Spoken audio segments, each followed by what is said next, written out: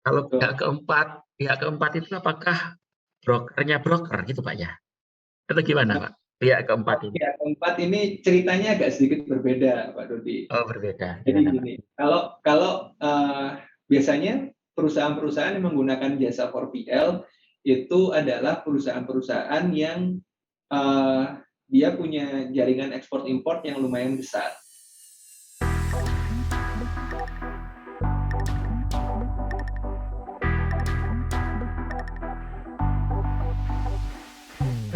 Pak Yusa, terkait dengan apa ya, terkait dengan produk-produk tadi, kemudian kompetensi masing-masing. Kalau di mana? Kalau di Indonesia itu 4PL yang besar itu siapa aja Pak? Kalau boleh tahu Pak. Kalau kita Kalau bicara 4PL ah, ya Pak Dodi ya. 4PL ya. Oke, kalau kita bicara 4PL itu pada umumnya adalah perusahaan-perusahaan logistik yang multinasional. Kenapa kok multinasional? Karena mereka punya jaringan di luar negeri. Mereka punya jaringan, banyak jaringan di negara-negara lain, across the globe gitu. Jadi itu akan sangat memudahkan si customer ini kalau dia mau ekspor atau import ke atau dari banyak negara gitu. Makanya yang menawarkan jasa 4PL itu sebagian besar adalah perusahaan-perusahaan logistik internasional. Contohnya Maersk atau Kuehne+Nagel atau DHL Supply Chain. Kemudian ada DSV Panalpina, itu beberapa contoh perusahaan-perusahaan yang saya sebutkan tadi itu perusahaan internasional semua. Jadi headquarter-nya kebanyakan ada di Eropa. Dan mereka punya jaringan di banyak negara di dunia. Dan itu makanya mereka bisa menawarkan itu karena itu akan memberikan nilai lebih dan kemudahan ke si customer-nya dalam monitoring si shipment-nya tadi gitu. Ya, ya. Baik. Kalau ini Pak, apa kontrak Pak, terkait kontrak Pak ya. Kalau kontrak dengan perusahaan atau pihak pertama itu Pak, itu pada umumnya Pak, jangka waktunya itu berapa lama Pak kontrak itu? Jangka pendek, misal gini Pak, jangka pendek itu untuk situasi seperti apa, kemudian kontrak jangka panjang itu untuk situasi seperti apa gitu Pak, dan kira-kira berapa tahun sih Pak pada umumnya kontrak itu dengan pihak pertama? Kalau dari pihak pertama, jadi kalau dengan pihak pertama dengan pihak kedua, misalnya saya punya barang gitu ya, saya mau kirim mobil bekas katakanlah dari Surabaya saya mau kirim ke Melbourne ke Australia. Saya bisa langsung kontak ke shipping line, saya bisa langsung kontak ke Maersk Line, saya bisa langsung kontak ke Evergreen gitu ya. Itu biasanya kontraknya pun macam-macam. Yang paling kalau itu shipment-nya tidak reguler, biasanya itu spot Pak. Jadi itu kontraknya cuma untuk shipment itu saja. Itu. Nah, ada juga perusahaan-perusahaan dengan shipping line yang mereka long term kontrak. Katakanlah saya punya regular ekspor nih, saya punya regular ekspor, saya punya tambak udang misalnya gitu ya suatu hari nanti, amin. Saya bisa ekspor gitu nanti ke luar negeri gitu misalnya. Nah, saya bisa bilang, saya punya regular ekspor tiap minggu kurang lebih 2 kontainer misalnya. Sebulan kurang lebih 8 kontainer regular selama, nah itu kita bisa diskus selama 1 tahun, selama 2 tahun, 3 tahun, tidak ada batas minimum biasanya. Itu lebih menguntungkan si pihak pertama karena biasanya kalau kita punya long term kontrak itu kita akan dapat kepastian space yang lebih dibandingkan kalau kita cuma spot aja. Kalau kita berhubungan sama shipping line. Pun kasusnya sama kalau kita berhubungan sama tracking. Jadi kalau antara pihak pertama dengan second party logistik itu kontraknya bisa mulai dari spot hanya untuk aktivitas tersebut sampai long term. Nah, kalau dengan 3PL atau kalau 3PL-nya kita bahasnya dengan forwarding misalnya, itu konsepnya juga sama, bisa hanya dengan spot. Tapi kalau kita minta mereka untuk memanage shipment yang lebih reguler, itu bisa sampai durasinya panjang.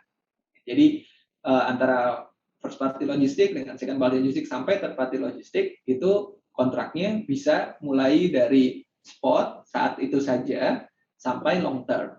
Nah, kalau untuk 4PL, biasanya kontraknya itu adalah medium sampai long term.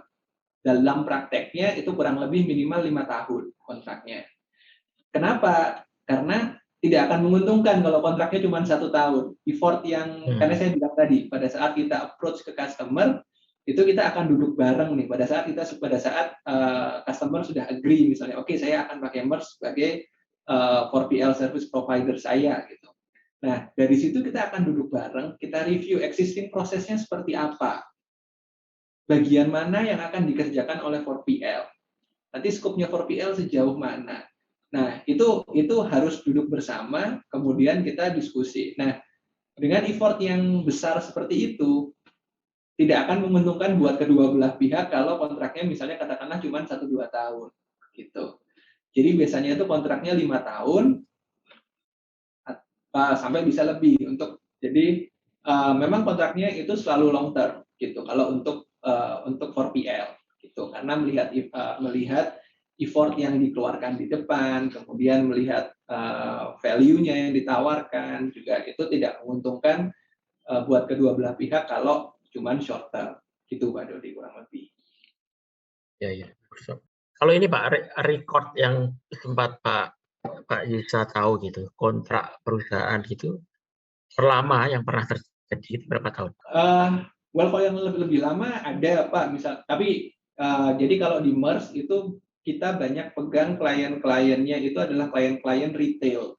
Nah, itu adalah klien-klien yang rata-rata lebih dari 10 tahun bekerja sama dengan MERS Group. Jadi itu mungkin sudah 15 tahun lebih kalau nggak salah. Juga kurang lebih sama gitu. Jadi memang untuk partnership yang seperti itu memang butuhnya waktunya lama, dan kadang-kadang kan yang di offer juga kalau kita sudah nyaman gitu ya Pak ya, kadang-kadang kita nggak mau cari yang lain gitu. Nah, itu yang selalu berusaha ditawarkan oleh perusahaan logistik service provider. Jadi gimana caranya kita bisa membuat si customer itu nyaman sama kita biar dia nggak cari yang lain gitu. Ya, 10 tahun kalau saya bayangin gitu sudah kayak bagian dari perusahaan gitu Pak ya. Kalau 10 tahun Betul, artinya betul Pak. kayak ya sudah kayak bagian dari perusahaan gitu ya. Bagian logistiknya selalu MERS yang nangani gitu ya. Pada kendala Betul Pak. diskusinya sama MERS Saya gitu ya. Pak ya, jadi ya sangat terkonfirmasi bahwa ketika ada 3PL, ada 4PL itu kita bisa benar-benar fokus ke core kompeten kita gitu ya. Misalkan kalau Pak Yusa nanti amin jadi punya tambak udang yang luas di Sidoarjo gitu ya misalkan. Udahlah Pak Yusa konsentrasi deh bagaimana menghasilkan udang yang bagus, kualitas bagus nomor 1 gitu. Nanti soal lain-lain serahkan deh ke 4TL gitu Pak ya. ya Itu kurang lebih berarti begitu. apapun Pak ya, apapun ya. Pak Yusa, kalau sekarang berarti apapun jenis produk kayak apapun selalu sudah ada Pak ya 4TL-nya begitu. Jadi kalau kita punya ide macam-macam udahlah nggak usah khawatir ini. Kamu fokus saja ke situ. Soal lain-lain itu sudah ada kok 4TL yang ahli di situ. Itu Pak ya ternyata ya. Iya, tapi gini Pak, saya mungkin juga mesti jelaskan bahwa 4PL itu mungkin tidak untuk semua perusahaan cocok menggunakan jasa 4PL. Jadi mesti dilihat lagi sebelum kita memilih apakah kita perlu pakai 4PL apa enggak, apakah kita cukup dengan pakai 3PL apa enggak. Itu pasti ada pros and cons, yang ada pro dan kontranya gitu. Kita mesti lihat gitu ya. Apakah beneficial nggak sih kalau kita pakai jasa 4PL gitu misalnya. Jadi kalau yang kemarin waktu di kuliah tamu sempat saya share, beberapa tipikal customer 4PL itu adalah either mereka yang punya multiple production location. Kayak misalnya contoh kasus saya ya, saya dulu di Indonesia 4PL yang saya pegang di Indonesia adalah di Filipina pun saya masih pegang. Itu punya banyak pabrik. Katakanlah kalau kita bicara soal Asia gitu ya, dia punya pabrik di Indonesia, dia punya pabrik di Thailand, dia punya pabrik di Vietnam dan Filipina. Nah, itu sangat menguntungkan. Setup seperti ini itu sangat menguntungkan karena menggunakan 4PL karena dia bisa secara regional dia bisa lihat dia punya ekspor dari katakanlah di Indonesia dia cuma produksi sampo sama pengharum pakaian. Nah, itu sangat memudahkan mereka seperti misalnya pada saat ada pabrik kayak mungkin recent case yang baru terjadi adalah di Vietnam itu beberapa bulan yang lalu mereka baru mengumumkan lockdown. Jadi pabriknya tutup, nggak beroperasi. Nah, otomatis padahal dia tetap harus memproduksi barang-barang yang dibeli di Vietnam untuk yang memenuhi market di negara lain gitu. Dia bisa dengan cepat untuk memindahkan. Oke, Vietnam tutup, kita pindahkan lokasi produksinya ke Indonesia. Nah, dengan adanya 4PL secara regional ini di Asia, itu sangat memudahkan si customer untuk mengalokate oke, Indonesia kita tambah volumenya, Vietnam kita kurangin. Nah, itu secara total regional itu mereka bisa menghemat biaya atau mereka bisa meminimalkan resikonya dari sisi mereka.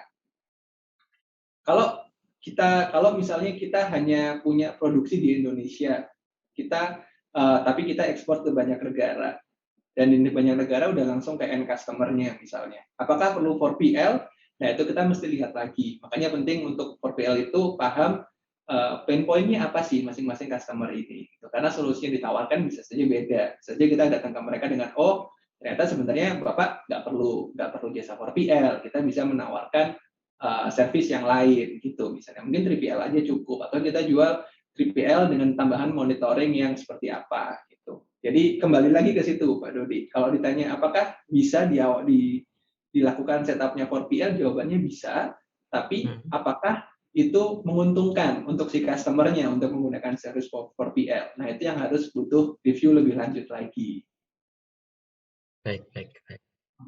Baik, paham.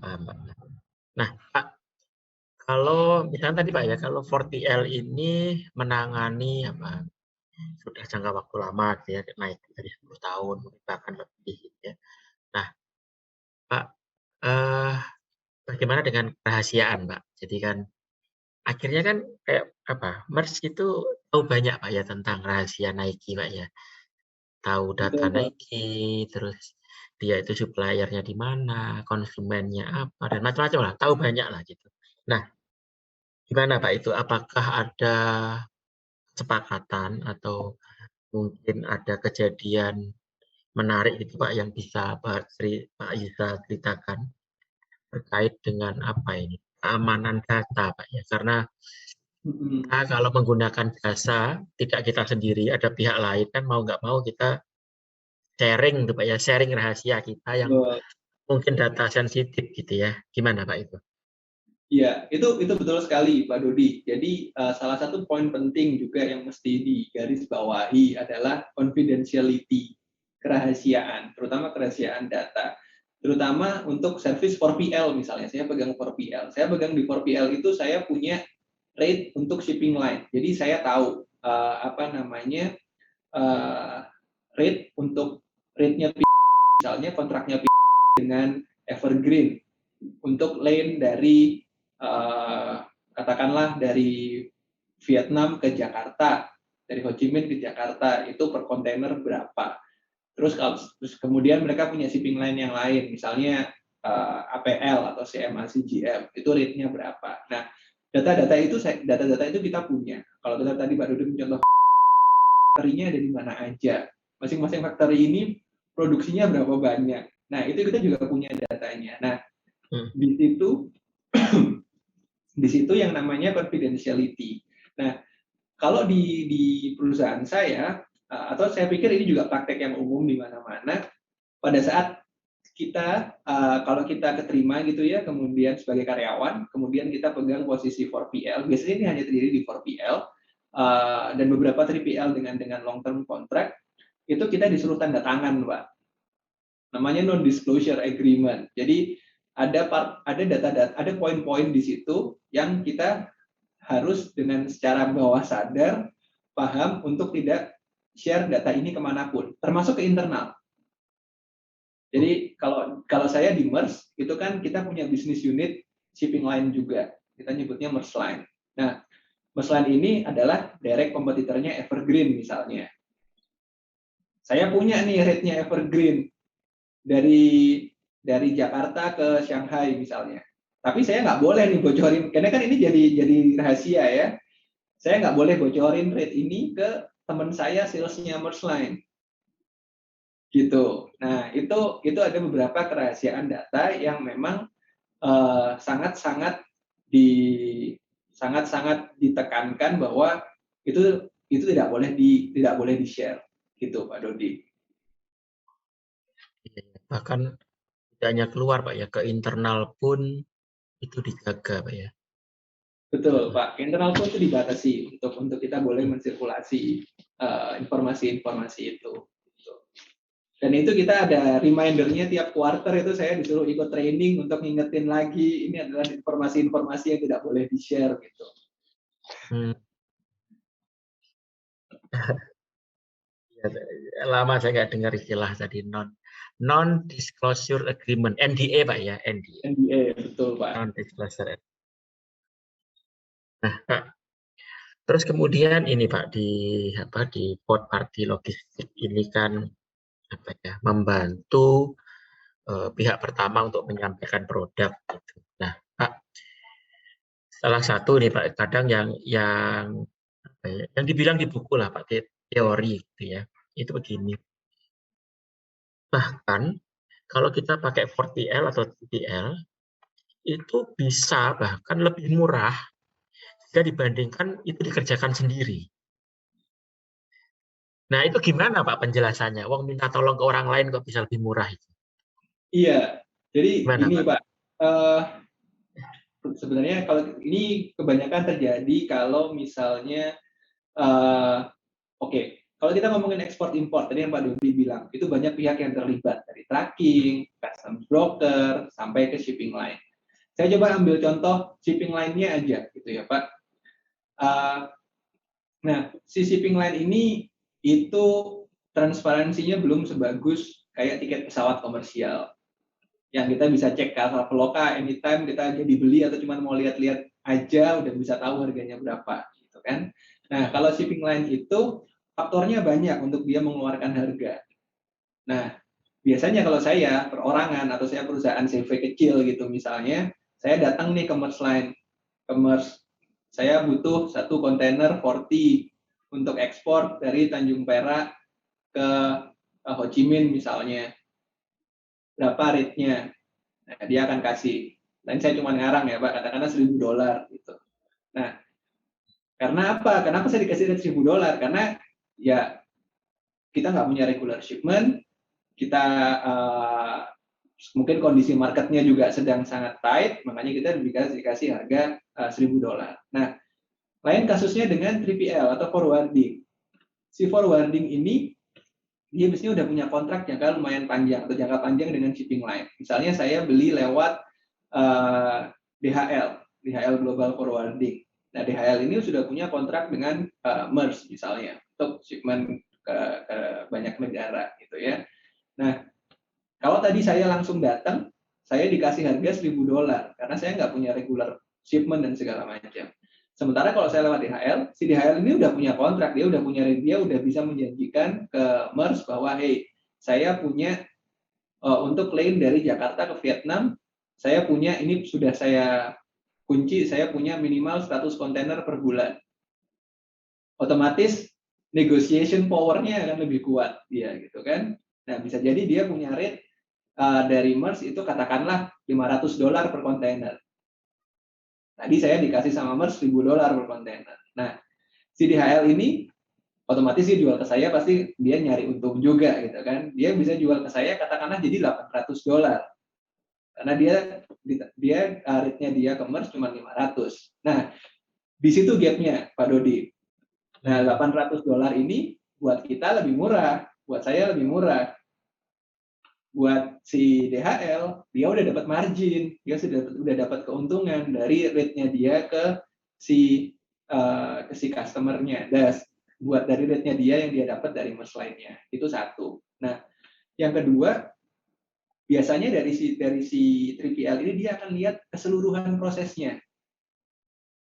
dari saya, kalau saya ngambil contoh seperti tadi ya, udahlah di shipping line-nya saya kena mahal, nanti saya kena di CHB-nya saya harus keluar lagi, di tracking-nya saya harus keluar lagi. Dihitung-hitung end to end-nya katakanlah bisa jadi kurang lebih katakanlah $3.000 gitu, atau $2.000.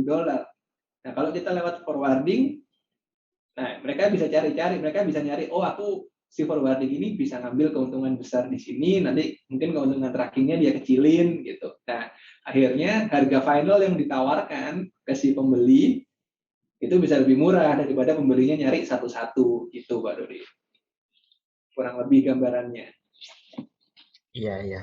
Berarti anu Pak ya, udah repot, jadi mahal, berantakan gitu ya Pak ya kalau ditangani sendiri ya Pak ya kadang saya ngobrol Berantakan sama itu, Pak. Repotnya iya pasti. ya, kadang kalau saya ngobrol sama teman-teman, oh gimana punya ide nggak jual kemana gitu ya, kita nggak paham medan gitu ya. Wah pakai apa minta tolong 3PL atau 4PL gitu. Wah nanti mahal kan kita minta tolong gitu ya. Nah, penjelasan Pak Yusa tadi kan berarti anu ya, ya logis-logis saja bahwa memang bisa jauh lebih efisien kalau ditangani oleh yang terbiasa, terus kemudian karena pesannya banyak ya, gabungan dari berbagai perusahaan mungkin, sehingga ya, posisi tawarnya jadi kuat, dapat harga yang lebih ya ya. Baik baik Pak, paham Pak. Nah Pak, tadi terkait DHL, saya jadi teringat ini Pak, apa saya pernah Pak main gudangnya DHL yang di Ngoro Pak, di Ngoro Mojokerto. Ada gudang DHL. Nah, yang saya bikin menarik di sana adalah DHL ini menangani produk perusahaan yang saling bersaing. Jadi di situ ada terus simpan di gudang yang sama gitu ya. Padahal mereka saling bersaing gitu ya. Di level konsumen sih tapi mereka saling bersaing. Nah, seperti itu tuh wajar Pak ya di dunia 3PL ya. Jadi menangani produknya perusahaan yang tadi apa Pak Yusuf menyebutnya itu direct kompetitor gitu. Tapi Iya. ditangani oleh 3PL yang sama. Itu umum, Pak. Itu juga itu hal yang wajar sih, hal yang umum terjadi kalau yang penting yang Hmm, mereka customer cari adalah kerahasiaannya. oh biasa Pak ya.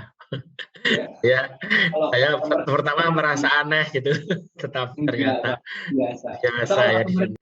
Baik, Pak, kita lanjutkan ke ini Pak, apa bentuk logistik. Jadi misalkan gini Pak, kalau saya mau ekspor ke luar negeri gitu ya, makanan gitu Pak. Ada negara itu yang sangat strict gitu Pak ya, regulasi, perizinan untuk bisa masuk di situ gitu. Misalkan dulu kita sempat rame Indomie dilarang di negara tertentu gitu ya. Atau paling enggak kalau kita mau jualan di negara tertentu kadang perizinannya itu panjang gitu. Dan misalkan kalau saya gitu juga nggak punya kemampuan itu untuk urus perizinan supaya produk saya itu bisa diterima di negara itu gitu ya. Nah, hal-hal semacam itu apakah bisa juga Pak diuruskan gitu oleh 4PL gitu atau 3PL gitu? Oke, kalau pertanyaannya bisa diuruskan atau tidak, itu gini, bisa dibantu. Karena sekali lagi kalau menguruskan itu akan tergantung sama license yang dipunya oleh perusahaan perusahaan di negara tujuannya. Ya, kalau kita ngomongin ekspor itu berarti barangnya bisa keluar dari Indonesia, tapi apakah bisa masuk di negara lain apa enggak? Kan pertanyaannya di situ. Apakah bisa dibantu sama 3PL di negara tersebut?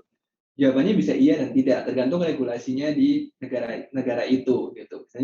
Misalnya bisnis license-nya si penerima ini apa?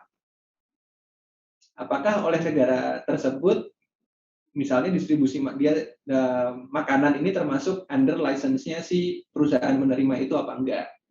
Karena kalau kita bicara ekspor impor yang dilihat itu adalah importer of record-nya. Importer of record-nya siapa gitu.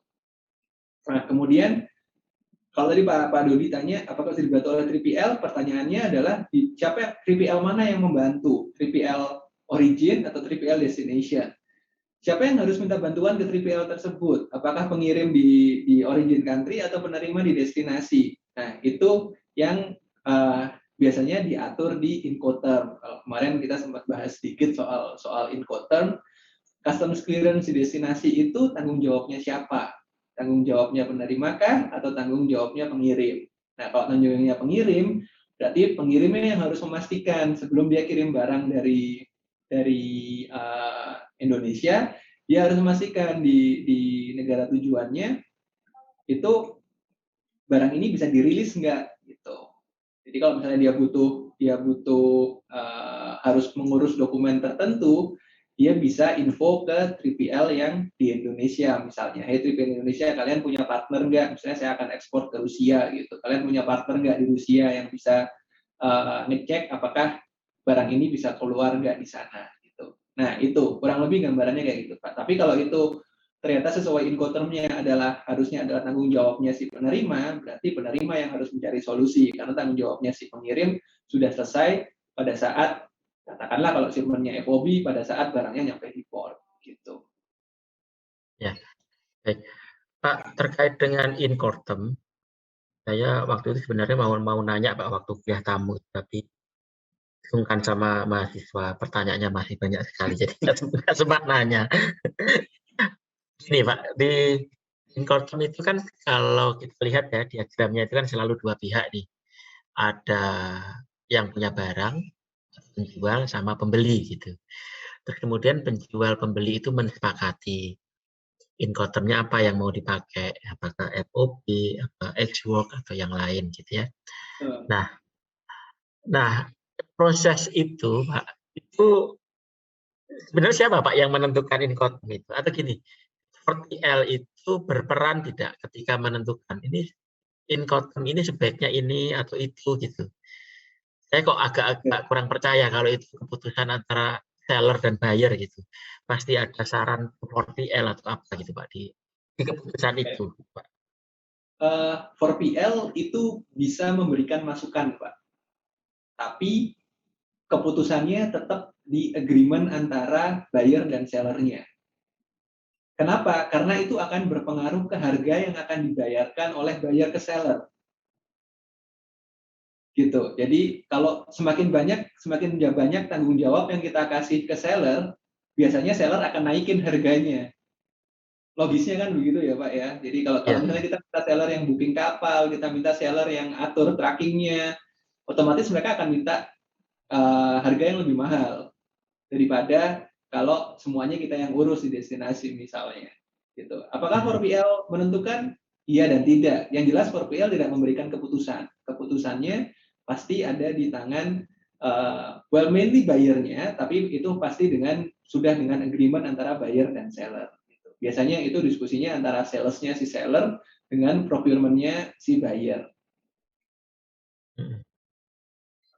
nanti di eksekusinya itu kalau bayangan saya nih ya, si buyer itu punya 3PL atau 4PL, demikian pula si seller. Jadi Betul.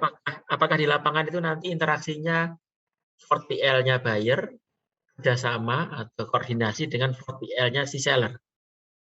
Saya kira begitu Iya, Pak akhirnya ya. betul. Betul Pak Hmm, Dodi. Jadi prakteknya di lapangan adalah brokernya si seller di origin tadi itu yang akan kirim dokumen, kirim kita nyebutnya pre-alert itu dokumentasi dari origin ke destination. Nah nanti 3PL-nya si seller yang akan kirim itu ke 3PL-nya buyer. 3PL-nya buyer yang akan pick up dokumennya, mulai ngurus customs clearance-nya dan segala macam. Pak, Incoterm yang paling sering dipakai itu yang mana Pak? Skema yang mana Pak? Yang umum, yang banyak itu FOB, itu biasanya itu lumayan banyak dipakai. Kemudian DAP itu juga cukup banyak dipakai. Ya, kebanyakan sih dua itu. Ex-Work ada, tapi mungkin tidak semua orang mau gitu ya pakai Ex-Work karena responsibility-nya seolah-olah semua ada di satu party gitu. yang kalau dibilang di perusahaan besar itu yang paling banyak dipakai biasanya antara FOB atau FCA atau DAP. Biasanya 3 itu sih Pak Dodi. Ada nggak Pak Incoterm itu yang paling sulit dipenuhi oleh 4PL? Ada nggak Incoterm Eh, yang paling sulit dipenuhi oleh 4PL? Sebenarnya gini Pak, kalau 4PL atau 3PL itu tidak terbatasi dengan Incoterm, karena apapun Incotermnya, activity-nya itu sama sebetulnya. Dari sisi 3PL maupun 4PL ya. Yang membedakan adalah untuk menentukan ini yang harus bayar siapa. Activity ini yang harus bayar siapa. Activity ini kalau misalnya terjadi yang sesuatu dengan kargonya, yang harus tanggung jawab siapa. Gitu. Kalau kalau saya sebagai destinasi ya, 4PL destinasi, pasti melihatnya ya maunya semua tanggung jawabnya ada underseller gitu. Saya maunya semuanya shipmentnya DAP. Jadi apapun resiko yang terjadi, kalau pokoknya saya terima apa namanya kargo di pelabuhan pada saat saya mau ambil ternyata kontainernya penyok atau kontainernya bolong, itu mudah saya tinggal lempar. Ini tanggung jawabnya origin karena tanggung jawabmu adalah sampai barangnya di port gitu. Ternyata kalau ternyata turun dari kapal kontainernya sudah sobek, berarti otomatis itu adalah tanggung jawabnya si origin gitu. Pun kalau dari sisi origin pasti maunya semuanya export, tanggung jawabnya destinasi gitu. Nah, tapi sekali lagi pada dasarnya dari 3PL maupun 4PL apapun incotermnya itu aktivitinya sama. Itu hanya menentukan kalau terjadi sesuatu, ada dispute, kita balik lagi ke Incoterm untuk menentukan ini yang harus menanggung biayanya siapa. Itu sih Pak Dodi kurang lebih. Wani piro gitu Pak ya. Mau terima beres ya tambahin lah gitu ya tarif. Baik, baik. Pak, kalau ini Pak, misalkan kalau kadang ada kejadian yang kita nggak kepikiran gitu Pak ya, misalkan yang terbaru mungkin pengiriman ke Afghanistan gitu ya.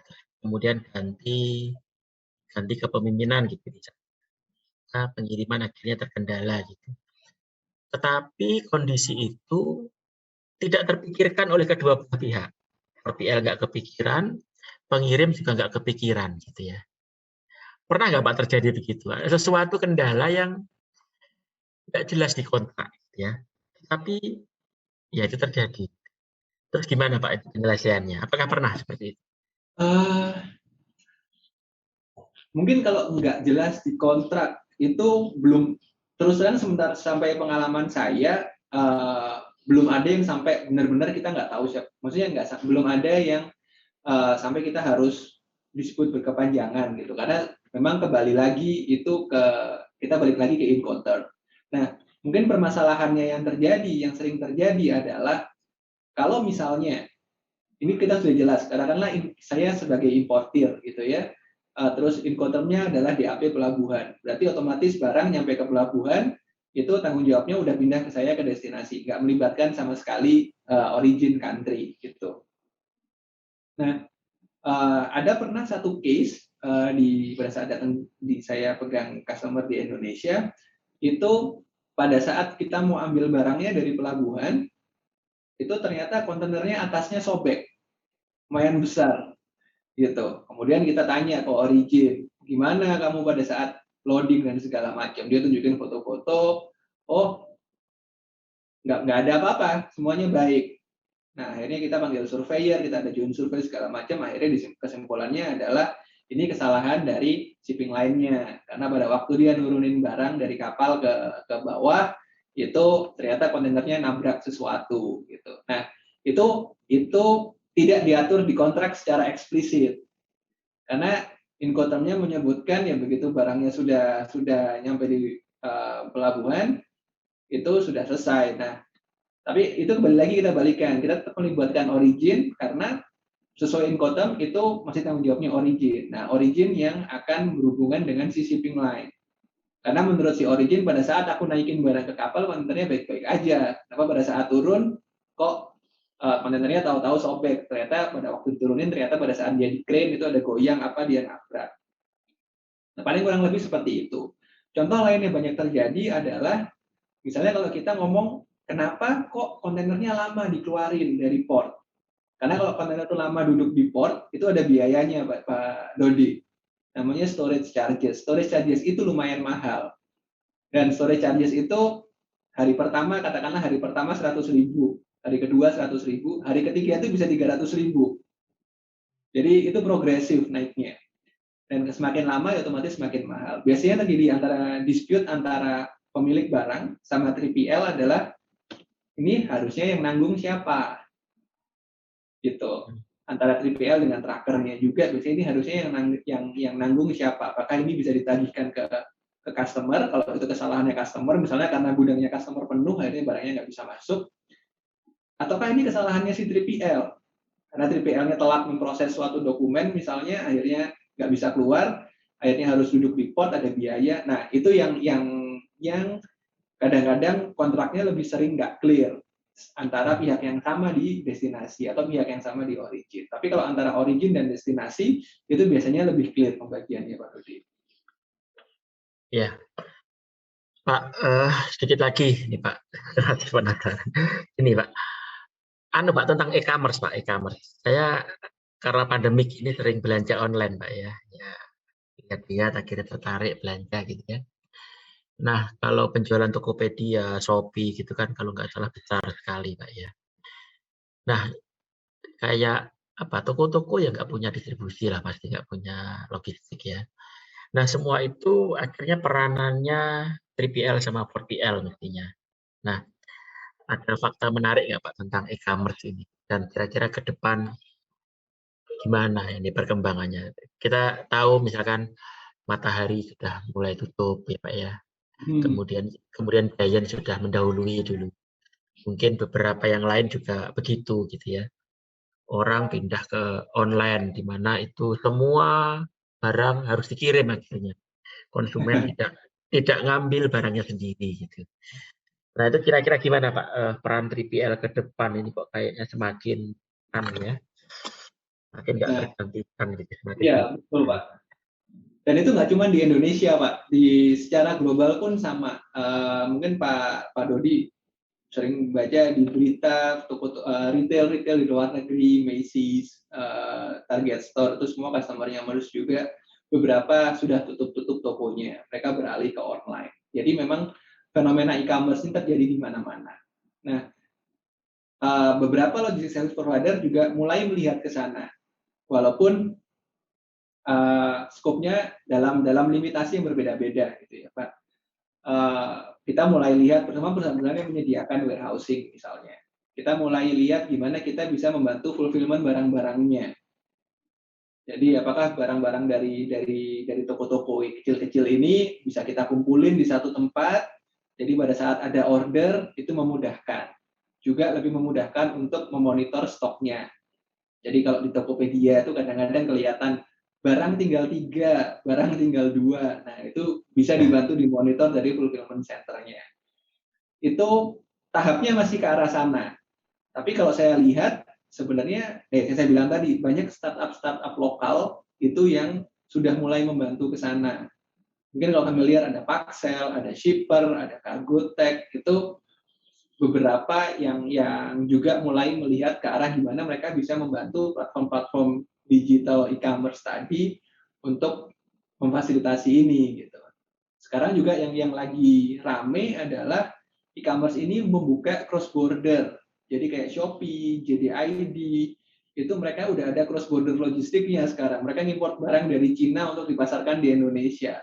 Nah, itu otomatis akan ada peran 3PL juga di situ untuk gimana kita customize ekspor importnya, kemudian setelah barangnya masuk kan nggak mungkin apakah customer-nya harus order dulu baru barangnya didatengin dari Cina baru dijual atau kita mau datengin dulu. Nah, itu strategi-strategi yang nanti perusahaan e-commerce itu pikirkan, tapi nanti eksekusinya pasti akan melibatkan perusahaan-perusahaan 3PL ini, Pak Dodi. Ya. Gitu. Dan memang arahnya logistik akan ke sana. Kalau kayak JNE gitu itu 3PL atau 4PL Pak? JNE gitu tuh. Kalau JNE Tiki itu sebenarnya mereka 2PL Pak. Oh, 2PL bahkan. Iya, karena mereka kan sebenarnya itu armadanya mereka yang mereka pakai buat mereka kirim gitu kan. Oh. Ya. jadi itu sebenarnya jatuhnya lebih ke 2PL. Saya pikir cukup sih Pak, sudah dapat pencerahan banyak sekali. Terima kasih untuk teman-teman pendengar setia LSCM Podcast yang sudah mendengarkan episode yang cukup menarik ini. Jangan lupa untuk follow sosial media kami di @lscmlab untuk Instagram, dan jangan lupa juga untuk like, comment, and subscribe video ini. Serta jangan lupa untuk nyalakan lonceng notifikasi di channel YouTube kami di LSCM Lab. Serta dengarkan agar tidak ketinggalan dengan update konten dari kami. Terima kasih.